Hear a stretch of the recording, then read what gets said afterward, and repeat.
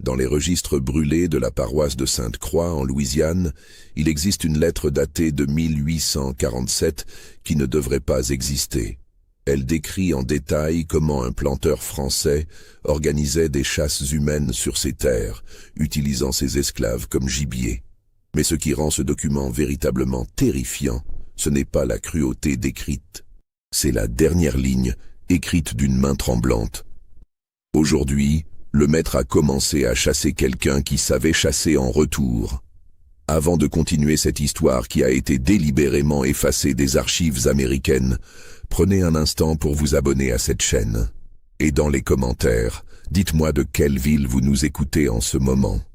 Parce que des histoires comme celle-ci, elles se sont produites partout où l'esclavage a existé.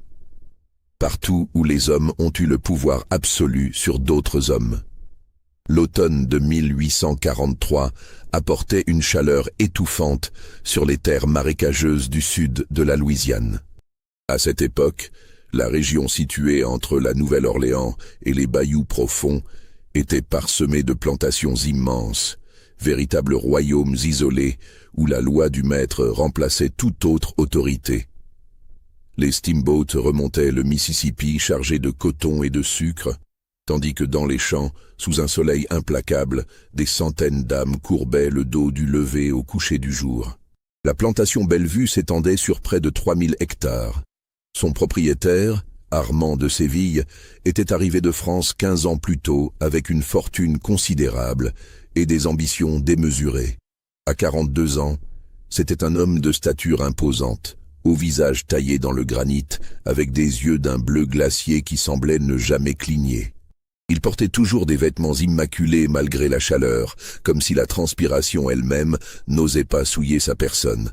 De Séville n'était pas un planteur ordinaire. Fils cadet d'une famille noble de Normandie, il avait servi dans l'armée coloniale française en Algérie pendant près de 10 ans, avant de traverser l'Atlantique. Là-bas, il avait acquis une réputation sinistre parmi ses propres hommes. On murmurait qu'il organisait des expéditions punitives contre les villages berbères qui ressemblaient davantage à des safaris qu'à des opérations militaires. Mais aucune charge officielle n'avait jamais été retenue contre lui. Il avait des relations, du sang noble et surtout, il obtenait des résultats. À Bellevue, de Séville avait recréé une sorte de domaine seigneurial médiéval. La maison principale, construite dans le style néoclassique avec de hautes colonnes blanches, dominait les quartiers des esclaves de sa hauteur imposante. Les champs de coton s'étendaient à perte de vue d'un côté, tandis que de l'autre, près de 1000 hectares de forêts denses et de marécages formaient une frontière naturelle avec les terres sauvages. C'était dans cette zone que de Séville avait développé sa passion particulière. Il possédait 163 esclaves, un nombre considérable même pour l'époque. Mais contrairement à d'autres planteurs qui voyaient leurs esclaves uniquement comme des unités de production, de Séville les considérait également comme autre chose. Il tenait un registre méticuleux de chacun d'eux, notant non seulement leur capacité de travail, mais aussi leur vitesse, leur endurance, leur sens de l'orientation. Des qualités étranges à évaluer pour de simples travailleurs agricoles. Son contremaître principal était un homme nommé Isaiah Crowe, un blanc pauvre du Tennessee qui avait trouvé dans la brutalité une forme d'ascension sociale. Crowe était maigre comme un fouet, avec des dents gâtées et des yeux constamment injectés de sang.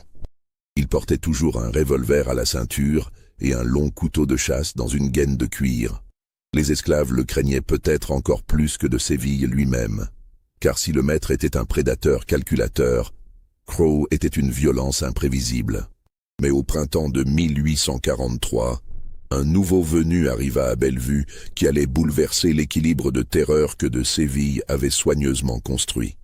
Son nom était Jacques Renaud, et il avait été acheté lors d'une vente aux enchères à la Nouvelle-Orléans pour une somme inhabituellement élevée. De Séville avait payé 2000 $ pour lui, alors que le prix moyen d'un esclave mâle en bonne santé tournait autour de 1000 à 1200 $. Les autres acheteurs présents s'étaient interrogés sur cette folie, Mais il ne connaissait pas les critères particuliers du français.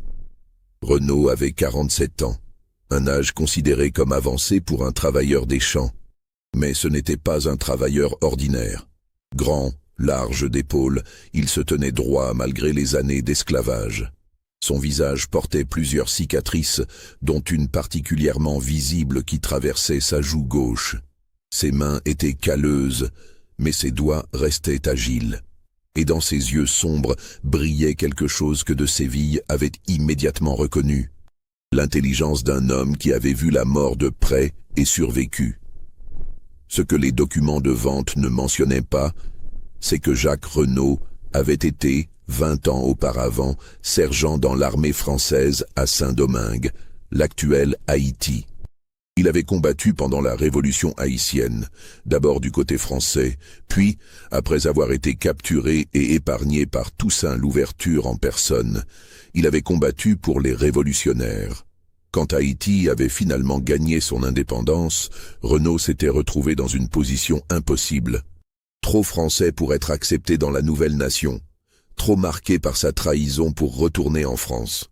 Il avait erré dans les Caraïbes pendant des années, travaillant comme homme libre, jusqu'au jour où, dans un port cubain, il avait été drogué et vendu par des trafiquants d'esclaves sans scrupules. Ses papiers de liberté avaient été brûlés.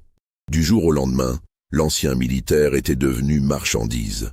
Pendant 6 ans, il avait travaillé dans différentes plantations, gardant toujours profil bas, observant, attendant.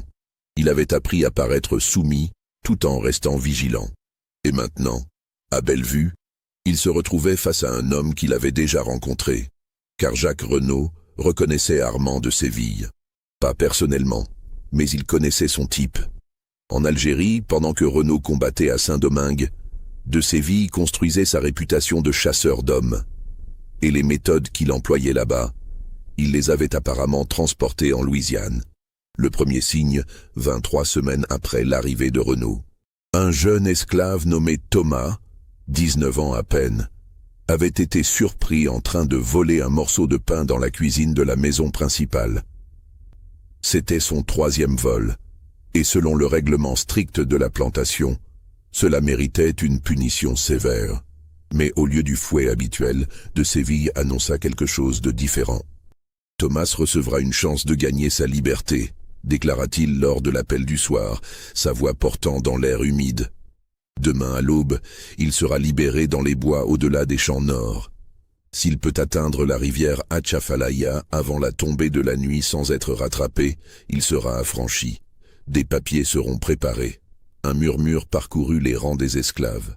La rivière Atchafalaya se trouvait à près de 25 kilomètres à travers une forêt dense et des marécages dangereux. Mais c'était possible, c'était une vraie chance. Cependant, continua de Séville, et son sourire était celui d'un requin. Monsieur Crow et moi-même le poursuivrons. Nous lui donnerons 2 heures d'avance. Nous serons armés. Il ne le sera pas. S'il atteint la rivière, il est libre. S'il est rattrapé, il laissa la phrase en suspens.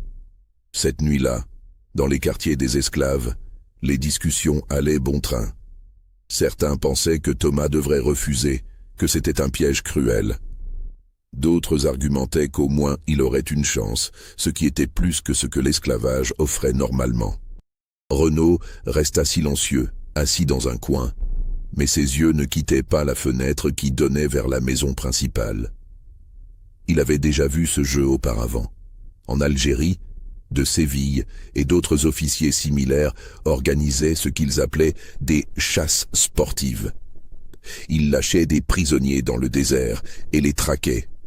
Renaud avait entendu les histoires. Personne n'avait jamais gagné sa liberté. À l'aube, Thomas fut conduit à la lisière de la forêt. On lui donna une gourde d'eau et rien d'autre. De Séville vérifia sa montre de poche en or, un geste théâtral. 2 heures, Thomas, cours vite, cours intelligemment.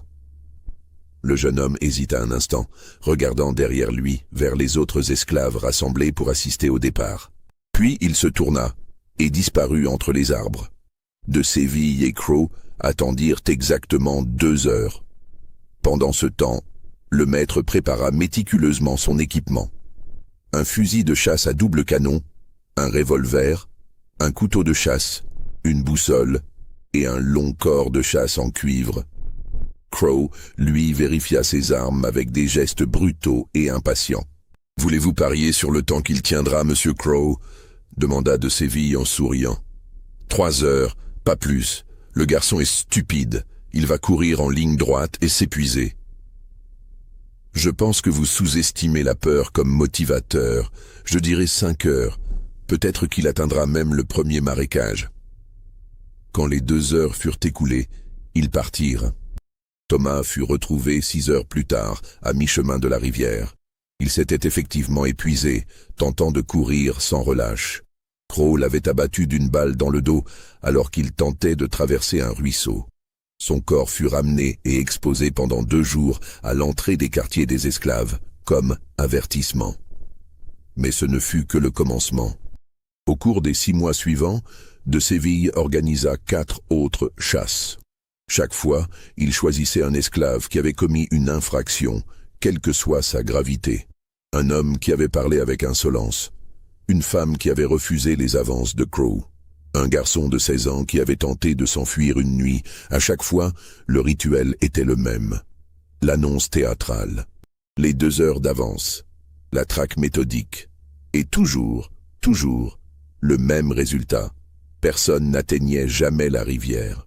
De Séville perfectionnait sa technique. Il avait commencé à prendre des notes détaillées après chaque chasse, notant les erreurs de ses proies, les tactiques qui avaient fonctionné, celles qui avaient échoué. Il étudiait les traces, les schémas de fuite, la psychologie de la terreur. C'était devenu une science pour lui. Les autres planteurs de la région commencèrent à entendre des rumeurs. Certains étaient dégoûtés, d'autres intrigués. 2 d'entre eux, des créoles nommés Beaumont et Delatour, furent même invités à participer à une chasse. Ils déclinèrent poliment, prétextant des affaires urgentes. Les mots qui circulaient dans les salons de la Nouvelle-Orléans étaient prudents, mais clairs. Armand de Séville était un homme à éviter. Mais dans le système de l'esclavage louisianais de 1843, un maître blanc avait un pouvoir presque illimité sur ses esclaves.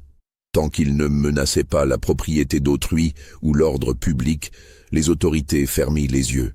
Et de Séville était riche, bien connecté et discret dans sa folie. Jacques Renaud observait tout cela avec une rage froide qui grandissait dans son ventre comme une braise. Il avait survécu à Saint-Domingue en apprenant quand se battre et quand attendre. Ici, à Bellevue, il attendait. Il travaillait dur, parlait peu et surtout, il étudiait de Séville comme de Séville étudiait ses proies. Renaud remarquait des choses. La façon dont de Séville préférait traquer depuis la droite, car il était gaucher et trouvait cet angle plus confortable pour tirer. La manière dont il devenait impatient après 4 heures de chasse, commençant à faire des erreurs. Le fait qu'il ne connaissait pas vraiment les marécages profonds, préférant rester dans les zones de forêt qu'il avait cartographiées. Il remarquait aussi autre chose. De Séville avait commencé à le regarder différemment. Pas avec le mépris distant qu'il réservait aux autres esclaves, mais avec quelque chose qui ressemblait presque à de la curiosité, comme un chasseur qui évalue un trophée potentiel. Si cette histoire vous donne des frissons, prenez un instant pour liker cette vidéo. Et dans les commentaires, dites-moi, que feriez-vous si vous étiez à la place de Jacques Renaud? Attendriez-vous? Tenteriez-vous de vous échapper? Ou feriez-vous quelque chose de complètement différent? L'hiver de 1844 apporta un froid inhabituel en Louisiane. Les champs étaient au repos, et la routine de la plantation ralentissait. Mais pas les obsessions d'Armand de Séville. Un soir de février, alors que le brouillard montait des marécages comme des fantômes cherchant refuge, de Séville convoqua Renaud à la maison principale. C'était la première fois que l'ancien sergent était appelé ainsi, et les autres esclaves le regardèrent partir avec un mélange de pitié et de soulagement de ne pas être à sa place. La bibliothèque de Séville était une pièce sombre tapissée de livres reliés en cuir. Des têtes d'animaux empaillés ornaient les murs, cerfs, sangliers, même un alligator géant dont la gueule ouverte révélait des rangées de dents jaunies. Mais ce qui attira immédiatement l'attention de Renaud, ce fut la grande carte étalée sur le bureau en acajou. Une carte détaillée des terres de Bellevue et des zones environnantes, couverte d'annotations en français. De Séville était assis dans un fauteuil en cuir, un verre de cognac à la main. Il ne se leva pas quand Renaud entra. « Ferme la porte », ordonna-t-il en français. Renaud obéit, gardant son visage soigneusement neutre. « Tu parles français, n'est-ce pas, Jacques ? Ton nom le trahit. »« Oui, maître. »« Oui, maître, » répéta de Séville avec un sourire ironique. « Mais ce n'est pas tout ce que tu parles, n'est-ce pas ? J'ai fait des recherches sur toi. J'ai contacté des marchands à la Nouvelle-Orléans, suivi ta trace. Un homme de ton âge, avec tes cicatrices, vendu à un prix si élevé. C'était inhabituel. Alors j'ai creusé. » Il se leva et s'approcha de Renaud, le scrutant comme on examine un spécimen rare. Saint-Domingue, la Révolution, un sergent français nommé Jacques Renaud qui a changé de camp, qui a combattu aux côtés des rebelles. Est-ce toi ? Renaud ne répondit pas immédiatement. Mentir serait inutile si de Séville avait vraiment fait ses recherches. Mais avouer pouvait être dangereux. C'était il y a longtemps, maître. Un autre homme, une autre vie. Fascinant, murmura de Séville en retournant vers son bureau. Un militaire entraîné, un homme qui a survécu à l'une des guerres les plus brutales de notre époque. Et maintenant, tu ramasses du coton sous le soleil de Louisiane. La chute doit être humiliante. Je fais ce qui m'est ordonné, maître. De Séville rit un son sec et sans joie. Tu es intelligent, Jacques, trop intelligent pour ta propre sécurité. Sais-tu pourquoi je t'ai acheté ? Renaud resta silencieux. Parce que je m'ennuie. Les autres, Thomas, Marcus, Sarah, tous les autres, ils étaient des lapins. Ils couraient en ligne droite, paniqués, prévisibles. Où est le défi dans cela ? Où est le sport ? Il vida son verre d'un trait. Mais toi, tu es différent. Tu es un loup parmi les moutons. Et chasser un loup, Jacques, c'est cela qui m'intéresse. Le silence qui suivit était dense comme le brouillard dehors. Renaud sentit ses muscles se tendre, chaque fibre de son être préparée au combat ou à la fuite. Mais il resta immobile, son visage un masque de calme trompeur. « Je ne vais pas te chasser maintenant », continua de Séville en se servant un autre verre. « Ce serait gaspiller l'opportunité. Non, je vais attendre le moment parfait, peut-être au printemps, quand la forêt sera dense et verte. Peut-être que je te donnerai même 4 heures d'avance au lieu de 2. Peut-être que je viendrai seul, sans Crow. Cela te donnerait une vraie chance, n'est-ce pas ?» Il s'approcha à nouveau, si près que Renaud pouvait sentir le cognac dans son haleine. « Mais voici ce qui rend tout cela vraiment intéressant, Jacques. Tu sais que ça vient. Tu sais que je vais te chasser. Et cette anticipation, cette peur qui va grandir en toi jour après jour, semaine après semaine, c'est presque aussi satisfaisant que la chasse elle-même. « Puis-je poser une question, maître ?» demanda Renaud, sa voix parfaitement contrôlée. De Séville haussa un sourcil surpris. « Intéressant. Oui, parle. Pourquoi me le dire? Pourquoi ne pas simplement le faire ?» Le sourire de Séville s'élargit. « Parce que la peur anticipée est une arme, parce que je veux voir si tu vas craquer, tenter de t'enfuir avant que je sois prêt. Parce que je veux observer comment un soldat entraîné se comporte face à une menace inévitable. Et surtout, il se pencha tout près, parce que cela rend la victoire finale tellement plus douce. » Cette nuit-là, Renaud ne dormit pas. Il resta assis dans l'obscurité de la cabane qu'il partageait avec 7 autres esclaves, écoutant leurs ronflements, planifiant. Il savait maintenant avec certitude ce qu'il avait soupçonné. De Séville était fou. Pas une folie bruyante et désorganisée, mais une folie froide, méthodique, infiniment plus dangereuse. Les mois qui suivirent furent une forme de torture psychologique que de Séville orchestrait avec un plaisir sadique. Il ne mentionnait plus jamais directement la chasse à venir, mais ses actions parlaient pour lui. Il commença à emmener Renaud lors de ses promenades matinales à cheval dans la propriété, prétendument pour avoir quelqu'un qui tienne les rênes pendant qu'il inspectait les champs. Mais le parcours passait toujours par la forêt, et de Séville commentait le terrain comme un guide touristique macabre. « Vois-tu ce chêne tordu là-bas, Jacques? C'est un excellent point de repère. Mais attention, à 100 mètres à l'est, il y a un marécage caché sous la végétation.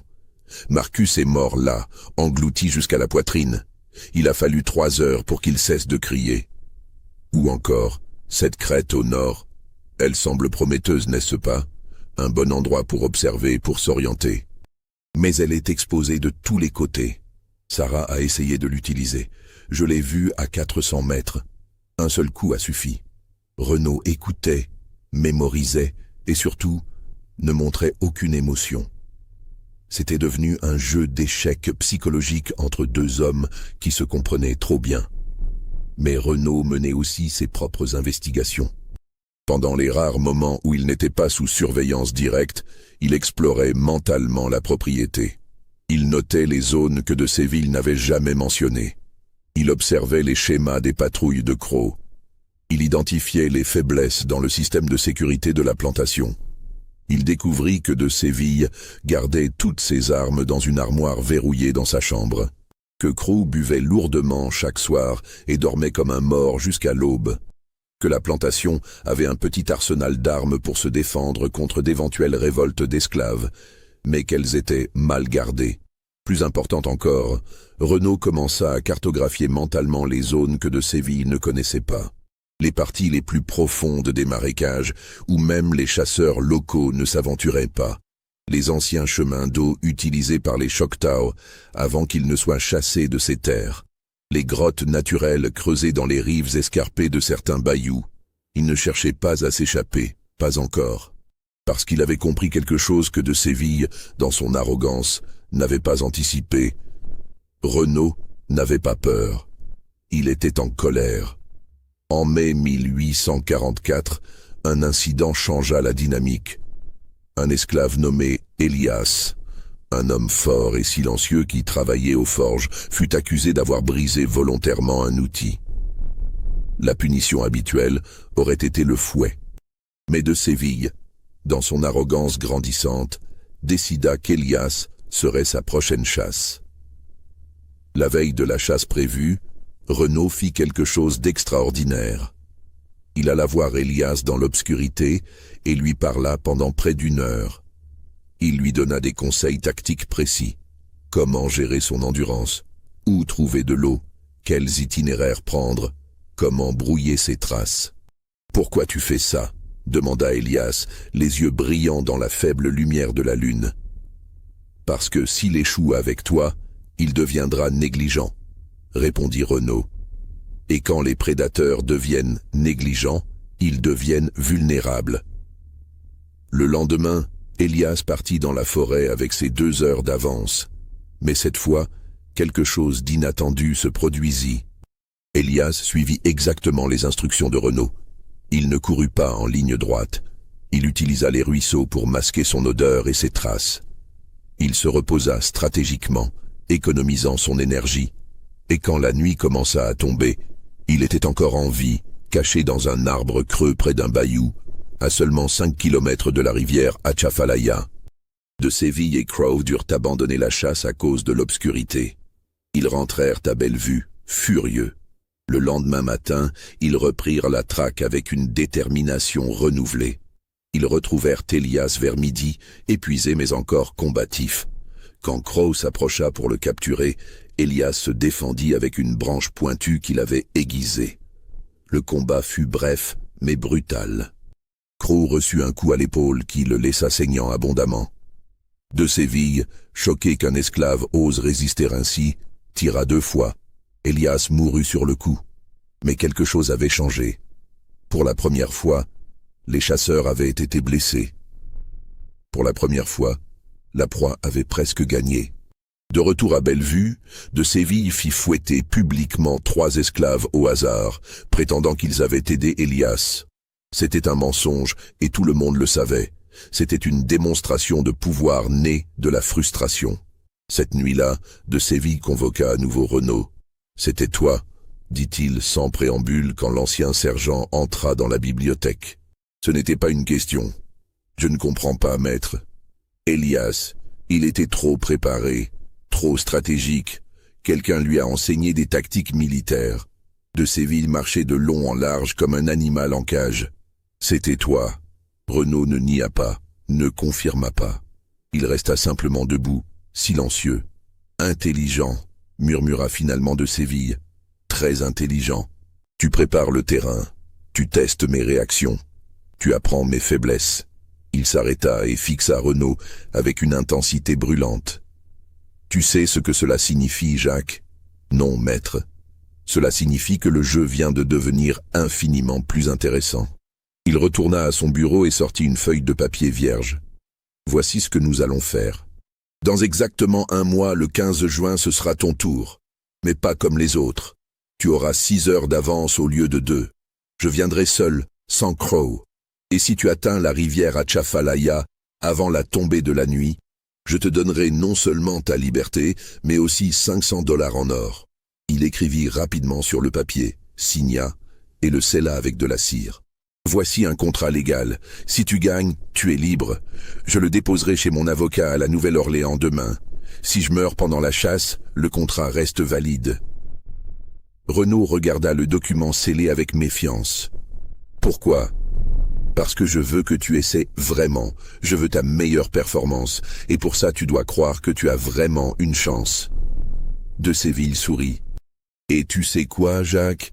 Tu as peut-être raison. Peut-être que tu vas gagner. Ne serait-ce pas exaltant? Le 15 juin 1844 se leva chaud et humide. Le soleil perçait à peine à travers les nuages bas qui promettèrent de la pluie pour l'après-midi. Tous les esclaves de Bellevue furent rassemblés à l'aube pour assister au départ. Renaud se tenait à la lisière de la forêt, vêtu seulement d'un pantalon léger et d'une chemise en lin. Pas de chaussures, pas d'armes, juste une gourde d'eau et les vêtements sur son dos. Mais dans sa tête, il portait 47 ans d'expérience, 20 ans de connaissances tactiques et 6 mois de préparation minutieuse. De Séville vérifia sa montre. Il portait des vêtements de chasse en toile épaisse, des bottes montantes, et son fusil de chasse préféré était calé contre son épaule. À sa ceinture pendait un revolver, un couteau, une boussole et le corps de chasse en cuivre qu'il utilisait toujours pour signaler le début de la poursuite. 6 heures, Jacques. De l'aube à midi. Ensuite, je viens. La rivière Atchafalaya est ton salut. 28 kilomètres plein ouest. Bonne chance. Renaud hocha la tête une fois, tourna son regard vers l'assemblée silencieuse des esclaves. Leurs visages reflétaient un mélange de terreur et quelque chose d'autre, quelque chose qui ressemblait presque à de l'espoir. Il croisa le regard d'une vieille femme nommée Abigail, qui avait soigné ses blessures après une punition particulièrement brutale de Crow. Elle inclina imperceptiblement la tête. Un geste de bénédiction peut-être, ou d'adieu. Puis Renaud se tourna et disparut dans la forêt. Mais contrairement à toutes les autres chasses, contrairement à ce que de Séville attendait, Renaud ne courut pas vers l'ouest. Il courut vers le nord. Pendant les 2 premières heures, il maintint un rythme régulier mais soutenable, économisant son énergie. Il connaissait ce terrain maintenant. Il avait passé 6 mois à l'étudier lors de chaque promenade forcée avec de Séville. Il savait où chaque ruisseau menait, où chaque marécage cachait ses dangers, où chaque sentier d'animal offrait un passage rapide. Au lieu de fuir en ligne directe, il créa un parcours en spirale complexe, laissant de fausses traces dans certaines directions, effaçant complètement ses pas dans d'autres. Il traversa 3 ruisseaux différents, utilisant l'eau pour masquer son odeur. Il grimpa à des arbres et voyagea de branche en branche sur de courtes distances, une technique qu'il avait apprise des combattants haïtiens dans les montagnes escarpées de Saint-Domingue. Mais son véritable objectif n'était pas la fuite, c'était la vengeance. Il avait soigneusement observé les habitudes de Séville pendant des mois. Le Français était méthodique dans sa routine, presque obsessionnellement. Après avoir lancé une chasse, il retournait toujours à la maison pour un déjeuner léger vers 10 heures, confiant que sa proie serait encore loin, encore en fuite. C'était son moment de vulnérabilité, cette arrogance née de victoires trop faciles. À 11h30, Renaud avait bouclé sa spirale et approchait de Bellevue par l'est, à travers les marécages que même les chasseurs les plus expérimentés évitaient. L'eau montait parfois jusqu'à sa poitrine, noire et opaque, grouillante de vie invisible. Des serpents glissaient entre les racines de cyprès. Des alligators observaient son passage avec des yeux préhistoriques. Mais Renaud avait grandi près de l'eau en Haïti. Il savait lire les dangers, éviter les zones où le fond devenait traître, reconnaître les signes avant-coureurs d'un prédateur territorial. Il émergea du marécage couvert de boue et de végétation, pratiquement invisible dans le paysage. Les champs s'étendaient devant lui, vides à cette heure. Les esclaves travaillaient dans les sections sud d'aujourd'hui, délibérément éloignés pour ne pas interférer avec le sport de leur maître. Les contremaîtres secondaires les surveillaient, laissant la maison principale presque déserte. Renaud se glissa à travers les hautes herbes qui bordaient la propriété, avançant avec la patience d'un prédateur qui sait que la hâte mène à l'erreur. Chaque mouvement était calculé, chaque pause utilisée pour observer, écouter, sentir le vent. Il pouvait entendre des voix lointaines venant de la maison, le tintement de la vaisselle. Le déjeuner était en cours. Il atteignit la fenêtre de la cuisine, celle qu'il avait repérée des mois auparavant. Le loquet était rouillé et ne fermait jamais complètement, un défaut que personne n'avait pris la peine de réparer parce que qui oserait s'introduire dans la maison du maître? Il glissa la lame de son couteau improvisé, fabriqué à partir d'un morceau de métal volé aux forges, et souleva délicatement le loquet. La fenêtre s'ouvrit sans un bruit. À l'intérieur, le silence était troublé seulement par les ronflements distants de Crow venant d'une chambre au rez-de-chaussée. Le contremaître, blessé et amer depuis sa rencontre avec Elias, passait ses après-midi dans une stupeur alcoolisée. De Séville lui-même était probablement dans la salle à manger, savourant son repas avant de commencer sa chasse à midi. Renaud se déplaça à travers la cuisine avec une fluidité qui ne trahissait aucun son. Ses pieds nus trouvaient instinctivement les endroits où les planchers ne craquaient pas. Il monta l'escalier, chaque marche testée avant d'y mettre son poids complet. C'était une danse qu'il avait pratiquée dans d'autres vies, dans d'autres guerres, quand la survie dépendait de l'invisibilité. La chambre de Séville était au bout du couloir. La porte était entr'ouverte. À l'intérieur, l'armoire en acajou où le Français gardait son arsenal privé se dressait contre le mur nord. Renaud s'agenouilla devant la serrure, sortit le fil de fer qu'il avait caché dans la doublure de son pantalon depuis des semaines et commença à travailler. La serrure céda en moins de 3 minutes. À l'intérieur se trouvaient 4 fusils de chasse de fabrication française, 3 revolvers Colt, des boîtes de munitions soigneusement rangées et une collection de couteaux de chasse aux lames affûtées comme des rasoirs. Renaud prit un fusil à double canon, un revolver chargé, des cartouches qu'il glissa dans ses poches et un couteau à lame large qu'il passa dans sa ceinture. Puis il fit quelque chose qui n'avait rien à voir avec la logique tactique, mais tout à voir avec la psychologie. Il ne ferma pas l'armoire. Il la laissa grande ouverte, une invitation évidente à la panique. Il voulait que de Séville voie, qu'il comprenne que les règles avaient changé, que le gibier était devenu chasseur. Il redescendit avec la même prudence, sortit par la fenêtre de la cuisine et disparut dans les hautes herbes. Mais au lieu de fuir vers la forêt, il se dirigea vers les écuries. Là, dans l'ombre fraîche qui sentait le foin et le cuir, il attendit. À midi exactement, le corps de chasse de Séville résonna à travers la propriété. Le son était censé signaler le début de la chasse, mais Renaud savait que le Français n'avait pas encore découvert le vol. Il entendait des pas lourds traverser la cour, se dirigeant vers les écuries pour sceller un cheval, comme Séville le faisait toujours avant de commencer sa traque. La porte de l'écurie s'ouvrit. La silhouette de Séville se découpa dans la lumière du jour, portant son équipement de chasse, son fusil à l'épaule. Il s'arrêta net en voyant Renaud assis calmement sur une balle de foin, le fusil volé posé en travers de ses genoux. Le silence qui suivit était si dense qu'on pouvait entendre le bourdonnement des mouches. « Bonjour, maître », dit finalement Renaud, sa voix parfaitement calme. « La chasse est annulée aujourd'hui. » Séville ne bougea pas, mais ses yeux s'élargirent imperceptiblement. Ses mains se crispèrent sur son propre fusil, mais il ne le leva pas. « Pas encore. »« Impossible, » murmura-t-il. « Tu ne peux pas. Comment suis-je revenu ?»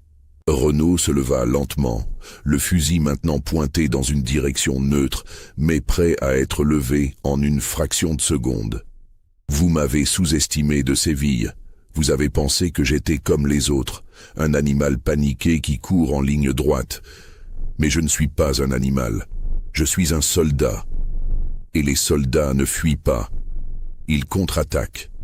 Le visage de Séville passa par plusieurs expressions en quelques secondes. Choc, incrédulité, puis quelque chose qui ressemblait presque à de l'admiration perverse. « Brillant », dit-il finalement. « Absolument brillant. Tu as utilisé ma propre arrogance contre moi. Tu as anticipé mes mouvements. Tu as... » Il s'arrêta, réalisant pleinement l'implication. « Tu n'as jamais eu l'intention de fuir. »« Non, » confirma Renaud, « jamais. »« Alors quoi, tu vas me tuer ici, dans ma propre écurie ?» De Séville rit, un son sans joie. « Si c'est le cas, fais-le rapidement, je ne supplierai pas. »« Je ne vais pas vous tuer, » dit Renaud, et ces mots semblèrent surprendre de Séville plus que tout ce qui avait précédé. « Pas encore, peut-être jamais. Mais vous allez comprendre ce que vous avez fait à vos victimes.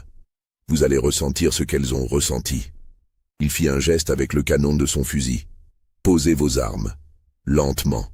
De Séville hésita. On pouvait voir les calculs se faire derrière ses yeux. Pourrait-il lever son fusil assez vite? Renaud était-il vraiment prêt à tirer? Quelles étaient ses chances? « Si vous essayez, » dit Renaud comme s'il lisait dans ses pensées, « je vous tirerai dans les jambes. Vous ne mourrez pas, mais vous ne courrez plus jamais. Vous passerez le reste de votre vie à boiter, à vous rappeler ce moment chaque fois que vous ferez un pas. Posez vos armes. » Avec une lenteur délibérée, De Séville posa son fusil au sol, puis son revolver, puis ses couteaux. Quand il eut fini, il se redressa les mains vides, pour la première fois de sa vie adulte complètement désarmé, face à quelqu'un qu'il considérait comme inférieur. « Maintenant quoi ?» demanda-t-il.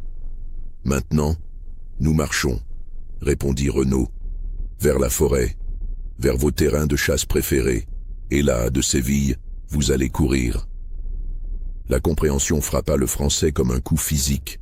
« Vous ne pouvez pas être sérieux.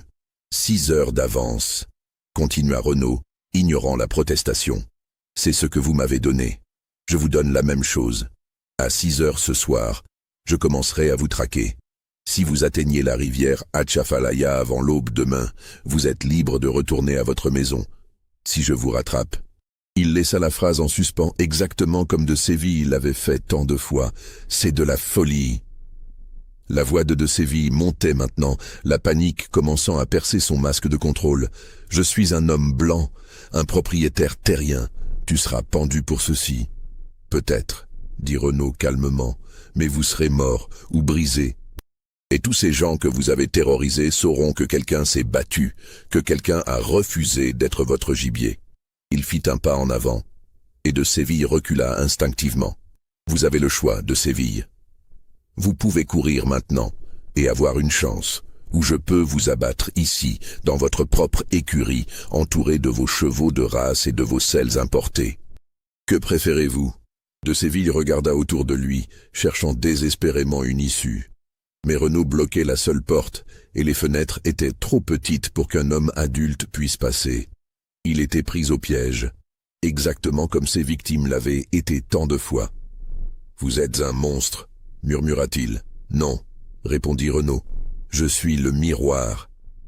Je vous montre simplement ce que vous êtes. » À 12h15, Armand de Séville, maître de Bellevue, chasseur d'hommes, descendant d'une noble famille française, commença à courir pour sa vie dans sa propre forêt, sans armes, sans provisions, avec seulement les vêtements sur son dos et une terreur grandissante dans son cœur. Renaud ne le poursuivit pas immédiatement. Il retourna à la maison principale, où le chaos avait éclaté. Cros, réveillé par les cris de Séville, était sorti en titubant, son revolver à la main. Mais quand il vit Renaud armé, debout dans la cour avec l'assurance d'un homme qui n'avait plus rien à perdre, quelque chose dans son expression changea. « Crow, » dit Renaud calmement, « vous pouvez me tirer dessus. Vous pouvez essayer de me tuer, mais avant que vous ne le fassiez, laissez-moi vous dire quelque chose. Votre maître est dans la forêt, sans armes, en train de fuir pour sa vie. Si vous me tuez maintenant, qui va le sauver? Et si je meurs, pensez-vous que les autres esclaves vont rester dociles? Pensez-vous qu'ils ne verront pas cela comme un signal? Crow regarda autour de lui. D'autres contremaîtres l'étaient sortis, attirés par le bruit. Mais dans leurs yeux, il y avait de l'incertitude. Dans les champs, au loin, le travail s'était arrêté. Les esclaves regardèrent vers la maison, sentant que quelque chose d'extraordinaire se passait. « Baissez vos armes », dit finalement Crow aux autres contremaîtres. « Tous. »« Mais monsieur Crow, » commença l'un d'eux. « J'ai dit baissez vos armes. » La voix de Crow était cassée, vaincu. Il savait reconnaître quand le pouvoir avait changé de main, même temporairement. « Et enfermez-vous dans la maison. Tous, nous attendons que ceci se termine. » Il regarda Renaud avec quelque chose qui ressemblait presque à du respect ou peut-être simplement à de la peur rationnelle. « Combien de temps ?» demanda-t-il. « Jusqu'à l'aube, » répondit Renaud. « Si votre maître survit jusque-là, il peut revenir. Si je survis, je pars. De toute façon, tout sera fini demain matin. » Crow hocha la tête et se retira dans la maison avec les autres, laissant Renaud seul dans la cour. Pendant les heures qui suivirent, Renaud prépara méticuleusement sa chasse. Il retourna au quartier des esclaves, où une foule silencieuse s'était rassemblée. Quand il apparut, armé et libre, un murmure parcourut la foule. La vieille Abigail s'avança, les larmes coulant sur ses joues ridées. « Est-ce que c'est vrai ?» demanda-t-elle d'une voix tremblante. « Est-ce que le maître court dans la forêt comme nous avons couru ?»« C'est vrai », confirma Renaud. Le silence qui suivit était chargé d'émotions complexes. Pas de célébration, pas de cris de joie. C'était trop surréel, trop dangereux pour être célébré ouvertement. Mais dans les yeux de chaque personne présente, il y avait quelque chose qui ressemblait à de l'espoir. « Qu'est-ce qui va se passer maintenant ?» demanda un jeune homme nommé Isaiah. « Je ne sais pas, » admit Renaud. « Peut-être que je mourrai cette nuit. Peut-être que le maître me tuera et que tout redeviendra comme avant. Peut-être que nous mourrons tous, mais au moins, pour un jour, pour une nuit, il saura ce que nous savons. Il sentira ce que nous sentons. » Il passa les heures suivantes à se reposer, à manger, à boire. Il vérifia méticuleusement ses armes, comptant ses munitions. Il avait 14 cartouches pour le fusil, 6 pour le revolver. Largement suffisant si chaque tir comptait. Alors que le soleil commençait à décliner vers l'horizon, peignant le ciel de rouge et d'orange comme un incendie au loin, Renaud se dirigea vers la forêt. Les esclaves le regardèrent partir en silence, certains priant, d'autres pleurant, tous conscients qu'ils assistaient à quelque chose qui changerait tout, d'une manière ou d'une autre. À la lisière de la forêt, Renaud s'arrêta et regarda en arrière une dernière fois. La maison principale se dressait blanche et imposante contre le ciel rougeoyant. De ses fenêtres, il pouvait voir des visages pâles qui le regardaient. Crow et les autres contremaîtres, prisonniers de leur propre peur dans une forteresse qui n'était plus une protection, mais une cage. Puis il se tourna et entra dans la forêt, commençant la chasse qui inversait toutes les lois de l'ordre établi. La traque qui suivit ne ressemblait à aucune des chasses sadiques que de Séville avait orchestrées. Ce n'était pas un sport, pas un divertissement. C'était une leçon brutale administrée avec la précision d'un chirurgien et la détermination d'un homme qui avait vu trop de souffrance pour ressentir encore de la pitié. Renaud suivait les traces de Séville avec l'aisance d'un professionnel. Le Français avait initialement essayé d'utiliser ses propres techniques, tentant de brouiller sa piste, de créer de fausses directions. Mais la panique affectait son jugement. Il cassait trop de branches, laissait des empreintes trop profondes dans la terre molle, choisissait des chemins qui révélaient plus qu'ils ne cachaient. Après 2 heures, Renaud trouva le premier signe que Séville commençait à craquer. Le Français avait essayé de grimper à un arbre pour observer les alentours, mais avait glissé et était tombé, laissant des traces d'écorce arrachées et une branche cassée. Il y avait du sang sur les feuilles en dessous. Pas beaucoup, probablement juste une coupure au bras ou à la main, mais suffisant pour montrer que les nerfs lâchaient. Renaud ne se pressait pas. Il maintenait une distance constante, laissant de Séville sentir sa présence sans jamais le voir. Occasionnellement, il tirait un coup en l'air, juste pour rappeler aux Français qu'il était suivi, que l'inévitable se rapprochait. La nuit tomba, apportant avec elle un concert de sons de la forêt. Les criquets chantaient leur mélodie éternelle. Des hiboux ululent dans les arbres. Au loin, le rugissement grave d'un alligator résonnait à travers les marécages. Et quelque part dans cette obscurité, Armand de Séville courait, trébuchait, tombait, se relevait et courait encore. Vers minuit, Renaud le rattrapa pour la première fois. De Séville s'était arrêté près d'un ruisseau, buvant désespérément, ses mains tremblantes portant l'eau à ses lèvres. Ses vêtements de chasse étaient déchirés, couverts de boue et de sang. Son visage était griffé par les branches. Ses yeux étaient ceux d'un animal traqué. Renaud émergea de l'ombre à 20 mètres de distance. La lune était presque pleine, donnant suffisamment de lumière pour que les deux hommes se voient clairement. De Séville se figea, l'eau dégoulinant encore de son menton. « Finissons-en, dit-il, sa voix rauque d'épuisement et de terreur.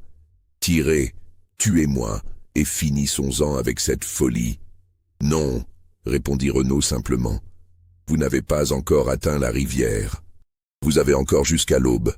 Continuez à courir de Séville. Montrez-moi que vous êtes aussi fort que vous pensiez que vos victimes auraient dû être. »« Je ne peux pas, » murmura de Séville. « Je ne peux plus. » Thomas a couru jusqu'à ce que son cœur explose, dit Renaud froidement. Marcus a continué même après que vous lui ayez tiré dans la jambe. Sarah était enceinte de 4 mois et elle a tenu 6 heures. Vous, un homme dans la fleur de l'âge, en bonne santé, bien nourri, vous abandonnez après seulement quelques heures. Il fit un pas en avant, et de Séville recula instinctivement. Courez. De Séville se retourna et s'enfuit dans la nuit, ses sanglots résonnant entre les arbres. Renaud le laissa partir, comptant jusqu'à 100 avant de reprendre la poursuite. Ce n'était pas de la cruauté pour le plaisir, c'était une leçon. Et chaque moment de terreur, chaque instant de désespoir que de Séville ressentait, était un paiement pour les vies qu'il avait brisées. L'aube approchait quand Renaud trouva de Séville pour la dernière fois. Le Français s'était effondré près du même ruisseau où Thomas, sa première victime, était mort. L'ironie de la géographie n'échappa à aucun des deux hommes. De Séville était recroquevillé contre un arbre, tremblant malgré la chaleur naissante du jour. Ses pieds nus étaient en lambeaux, saignant de dizaines de coupures. Ses mains étaient écorchées et gonflées. Son visage était méconnaissable sous la saleté, le sang et les larmes. Il leva les yeux quand Renaud s'approcha, et dans ce regard, il n'y avait plus rien de l'arrogance, de la cruauté calculée, du prédateur confiant. Il y avait seulement un homme brisé qui avait regardé dans le miroir de sa propre monstruosité et ne pouvait pas supporter ce qu'il y avait vu. « Tue-moi et tu seras pendu. Ils te traqueront. Ils ne s'arrêteront jamais. » murmura de Séville, répétant les mots qu'il avait déjà prononcés, mais cette fois sans conviction, comme une prière vide. « Peut-être, » répondit Renaud, en s'accroupissant pour être au niveau des yeux du Français. « Mais vous serez mort, et tous ceux que vous avez torturés seront vengés. » Il y eut un long silence. Le ruisseau coulait paisiblement, indifférent au drame humain qui se jouait sur ses rives. Des oiseaux commencèrent leur chant matinal, saluant un nouveau jour. C'était presque paisible cette scène, si on ignorait les deux hommes au centre. « Vous savez ce qui est ironique ?» continua Renaud, sa voix basse mais chargée d'une émotion contenue. « Je n'ai jamais voulu être libre. Pas vraiment. La liberté, qu'est-ce que c'est pour un homme comme moi? Où irais-je? Que ferais-je? Un ancien sergent français qui a trahi son pays, un révolutionnaire haïtien qui ne peut pas retourner en Haïti, un esclave qui a trop de souvenirs et trop de cicatrices. Non, ce que je voulais, c'était ceci, ce moment précis. Vous voir comprendre ce que vos victimes ont ressenti. » De Séville rit amèrement, un son rauque qui se termina en sanglots. « Alors nous sommes pareils, toi et moi. des prédateurs déguisés en hommes civilisés. Non, dit Renaud en secouant la tête avec une fermeté absolue. Je tue pour la survie, pour la justice, pour protéger ceux qui ne peuvent pas se protéger eux-mêmes. Vous tuez pour le plaisir, pour le pouvoir, pour satisfaire quelque chose de pourri en vous. Nous ne serons jamais pareils, de Séville. Jamais. Il se leva, son fusil toujours pointé vers le sol, mais prêt. Attendez, dit soudain de Séville, levant une main tremblante. Le contrat. Il est légal, déposé chez mon avocat. Si je meurs, tu es libre. Les papiers sont préparés. Tu as gagné, Jacques. Prends la liberté. Prends les 500 $ en or. Recommence une nouvelle vie loin d'ici. Renaud resta immobile pendant un long moment, considérant ces mots. C'était vrai après tout. Le contrat était réel, légalement contraignant. Si de Séville mourait cette nuit, dans cette forêt, Renaud deviendrait un homme libre avec suffisamment d'argent pour aller n'importe où, faire n'importe quoi. Une vie nouvelle. Une seconde chance. Je pourrais, dit-il finalement, sa voix presque méditative. Je pourrais vous tuer, ici, maintenant, et réclamer ma liberté. Personne ne saurait exactement comment vous êtes mort. Un accident dans la forêt, tombé dans un marécage, mordu par un serpent. Les possibilités sont infinies. L'espoir et la terreur se battaient sur le visage de Séville. Mais alors, continua Renaud, vous auriez gagné d'une certaine manière. Vous m'auriez transformé en ce que vous étiez, un homme qui tue pour sa propre convenance, pour son propre bénéfice. Vous m'auriez fait devenir comme vous. Il baissa complètement son arme. Non, vous allez vivre de Séville, mais pas comme vous l'imaginez. Il s'accroupit à nouveau, regardant le Français droit dans les yeux. Vous allez retourner à votre maison. Vous allez voir les visages de tous ceux que vous avez terrorisés. Vous allez vous regarder dans le miroir chaque matin et vous rappeler ce que vous avez ressenti cette nuit. La peur, l'impuissance, le désespoir. Et chaque fois que vous fermerez les yeux, vous verrez cette forêt. Vous m'entendrez approcher. Vous sentirez votre cœur battre comme il bat maintenant. Il se leva une dernière fois. C'est ma vengeance de Séville, pas votre mort, votre vie. Votre longue, misérable, hantée vie. Il se retourna pour partir, mais de Séville l'appela, sa voix à peine plus qu'un murmure. « Qu'est-ce que tu vas faire maintenant ?» Renaud s'arrêta sans se retourner. « Je vais réclamer ma liberté. Et ensuite, je vais faire en sorte que ce qui m'est arrivé, ce qui est arrivé à tous ceux de Bellevue, ne soit jamais oublié, d'une manière ou d'une autre. » Il disparut entre les arbres, laissant Armand de Séville seul avec les fantômes de ses victimes et le poids écrasant de sa propre conscience. Ce qui se passa dans les jours et semaines qui suivirent fut rapporté de différentes manières selon les sources, chaque version teintée par les préjugés et les peurs de ceux qui racontaient l'histoire. Les registres officiels de la paroisse de Sainte-Croix indiquent qu'Armand de Séville fut trouvé errant à la lisière de sa propriété au lever du soleil le 16 juin 1844 dans un état de choc profond. Ses vêtements étaient en lambeaux, son corps couvert de blessures mineures, mais ses yeux portaient une terreur que même les médecins qui l'examinèrent ne purent expliquer pleinement. Il refusa catégoriquement de parler de ce qui s'était passé cette nuit-là. Quand on l'interrogea sur Jacques Renaud, il devint violemment agité, insistant que le contrat de liberté soit honoré immédiatement. Son avocat à la Nouvelle-Orléans confirma l'existence du document, et dans des circonstances extraordinaires, Renaud fut légalement affranchi avec la somme promise de 500 $ en or. Mais la transformation de Séville était complète et dévastatrice. L'homme qui avait autrefois marché dans sa propriété avec l'assurance d'un seigneur médiéval ne pouvait plus quitter sa maison sans être saisi de tremblements incontrôlables.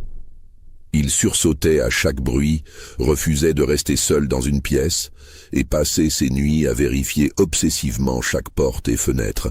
Les esclaves de Bellevue racontaient des histoires différentes. Ils parlèrent de la nuit où le maître avait été chassé comme il avait chassé tant d'autres. Ils chuchotaient sur Jacques Renaud, l'ancien commandant qui avait renversé l'ordre naturel, qui avait montré qu'un esclave pouvait être plus fort, plus intelligent, plus humain que son maître. Pro et les autres contremaîtres gardaient un silence prudent, sachant que toute version de l'histoire qu'ils raconteraient les rendrait soit complices de la cruauté de Séville, soit lâches pour ne pas l'avoir défendu. Ils choisirent l'oubli, prétendant ne pas savoir exactement ce qui s'était passé cette nuit-là. 3 semaines après l'incident, de Séville annonça qu'il vendait Bellevue. La vente fut conclue en moins d'1 mois, à un prix désastreusement bas. Les acheteurs, un consortium de marchands de la Nouvelle-Orléans, acquirent non seulement la terre, mais aussi tous les esclaves, le bétail et l'équipement.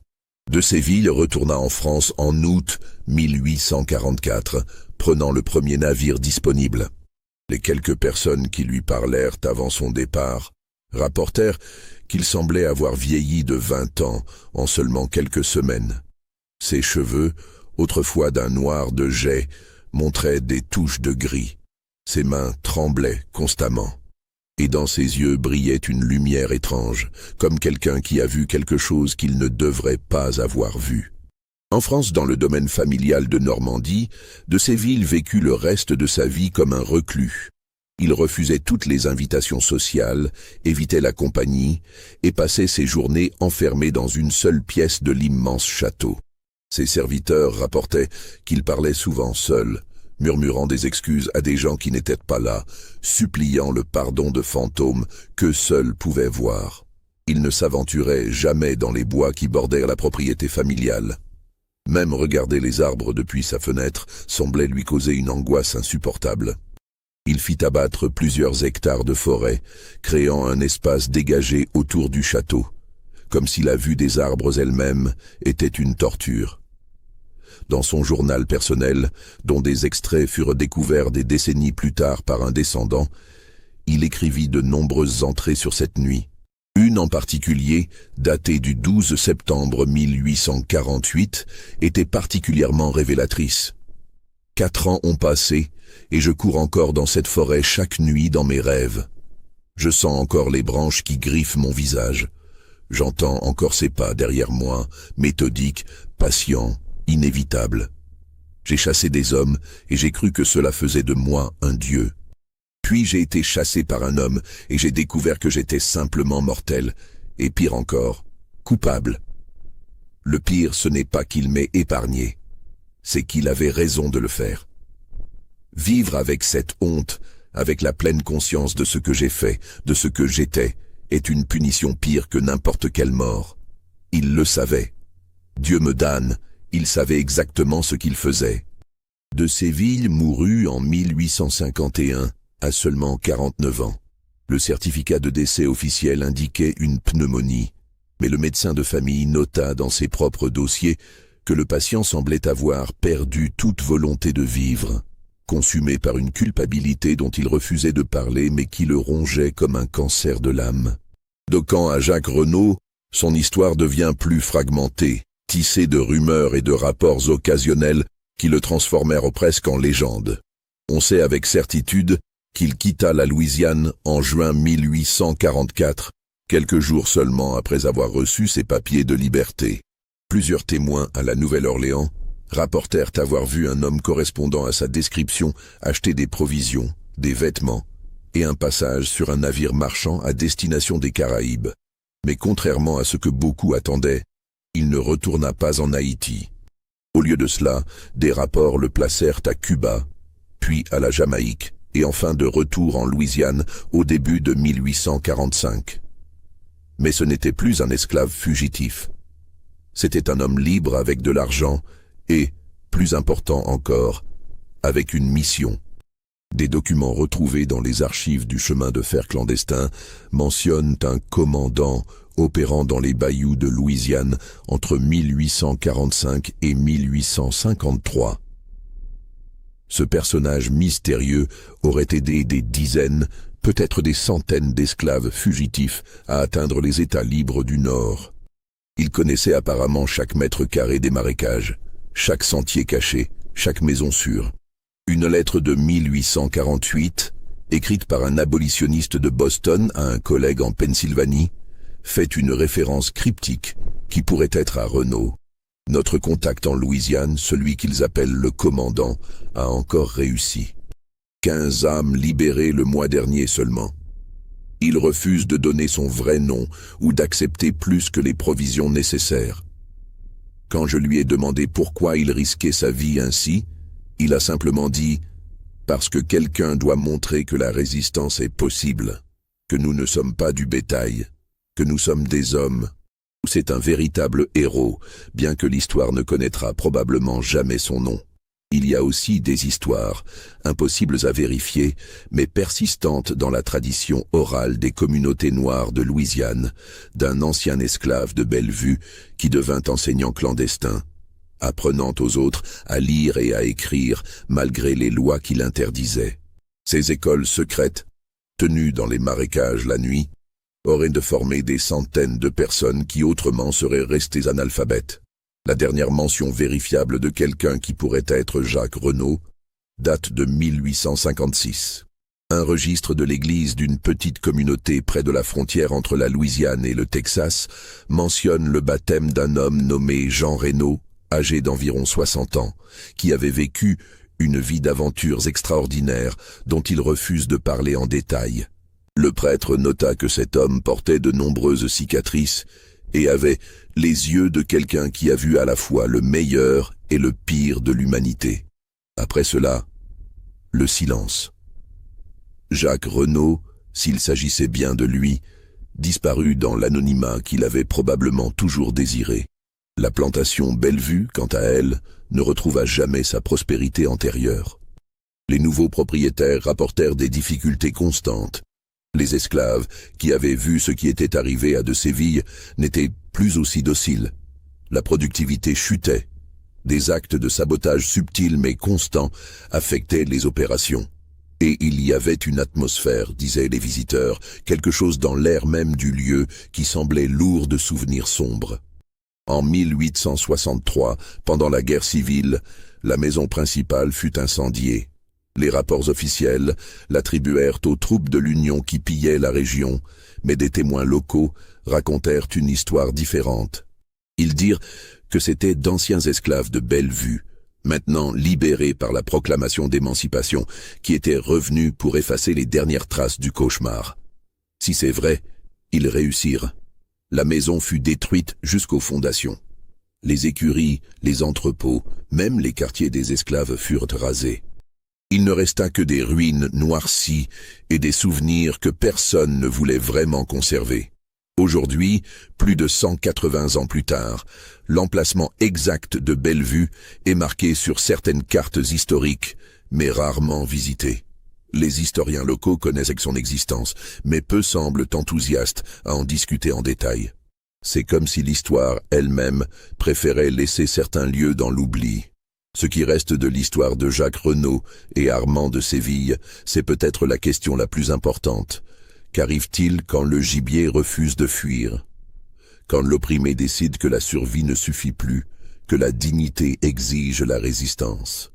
L'histoire officielle de l'esclavage américain est remplie de récits de soumission, de docilité forcée, de désespoir.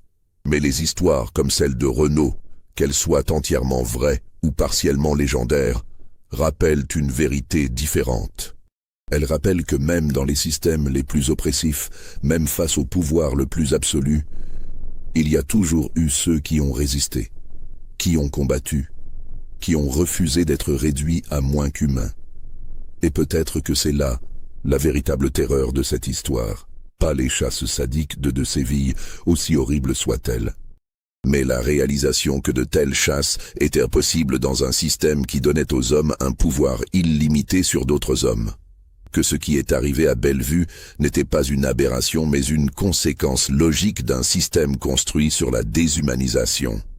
Cette histoire vous a-t-elle donné des frissons? Pensez-vous que Jacques Renaud a vraiment existé? Que de Séville méritait-il pire que la peur qui l'a hanté jusqu'à sa mort? Commentez ci-dessous avec vos pensées. Si cette histoire vous a marqué, abonnez-vous à cette chaîne pour découvrir d'autres récits sombres que l'histoire a voulu oublier. Et partagez cette vidéo avec quelqu'un qui apprécie les mystères historiques inquiétants. Parce que la véritable question n'est pas de savoir si cette histoire est vraie dans chaque détail. La véritable question est, combien d'histoires similaires ont été effacées? brûlés, enterrés, pour protéger la réputation de monstres qui se croyaient au-dessus de toute justice? L'histoire officielle nous dit que l'esclavage était un système économique. Mais les histoires comme celle de Jacques Renaud et Armand de Séville nous rappellent que c'était aussi un système qui permettait aux pires instincts humains de s'épanouir sans contrôle. Et parfois, très rarement, quelqu'un se battait. Quelqu'un refusait d'être du gibier. Quelqu'un montrait que le chasseur pouvait devenir la proie. Que ce soit arrivé exactement comme raconté ou non, nous ne le saurons jamais avec certitude. Mais dans les silences de l'histoire, dans les documents brûlés et les registres manquants, dans les histoires que les familles se transmettaient à voix basse de génération en génération, des vérités comme celle-ci attendent d'être découvertes. Et peut-être que le fantôme de Jacques Renaud, où qu'il soit, sourit en sachant que son histoire, vraie ou légendaire, continue d'être racontée, que sa résistance, son refus d'accepter le rôle de victime, inspire encore ceux qui entendent parler de lui. Car au final, n'est-ce pas là la plus grande victoire, non pas d'avoir tué son oppresseur, mais d'avoir montré qu'il était possible de lui résister, d'avoir prouvé que même dans les ténèbres les plus profondes de l'histoire humaine, la lumière de la dignité humaine ne peut jamais être complètement éteinte.